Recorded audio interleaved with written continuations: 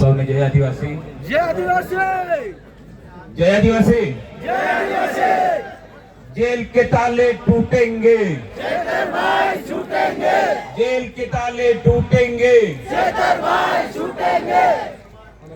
આજના સામાજિક જન સમર્થન સભામાં ઉપસ્થિત નર્મદાના બીજા ટાઈગર મંચ પર દેવેન્દ્રભાઈ, અગ્રણીજનો, 4 રાજ્યમાંથી આવેલા દરેક સમાજના શુભચિંતકો, મિત્રો, આપણે સૌ જાણીએ છીએ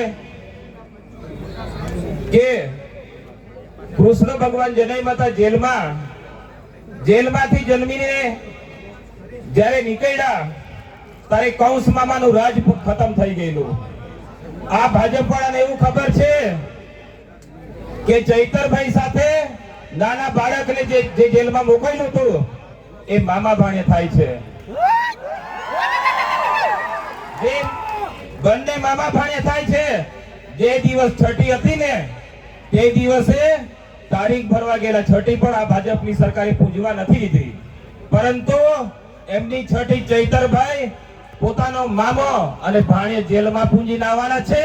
આ ભાજપના જેટલા પણ ભ્રષ્ટાચારી નેતાઓ છે એમને કહેવા માંગુ છું, તમારા પણ બિસ્તરા પોટલા તૈયાર રાખજો, મામા ભાણ્યા એક થઈ નીકળશે।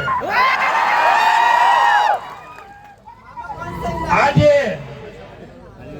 જે ન્યાય પ્રાણિકા છે એ મૌલિક જે કોર્ટ કહેવાય એની સજા છે, બીજી કોર્ટ છે એ આ જે સામાજિક જે સંગઠન છે, આ લોકોની જે જાહેર કોર્ટ છે એનો ચુકાદો ચૈતરભાઈ તરફી છે અને કુદરતનો ચુકાદો ભાજપ વાળાને જે પણ પોલીસ વાળાએ જે ચાર્જશીટમાં જે ખોટા જવાબ લખ્યા છે એના હાથમાં લખવો થઈ જાય એવી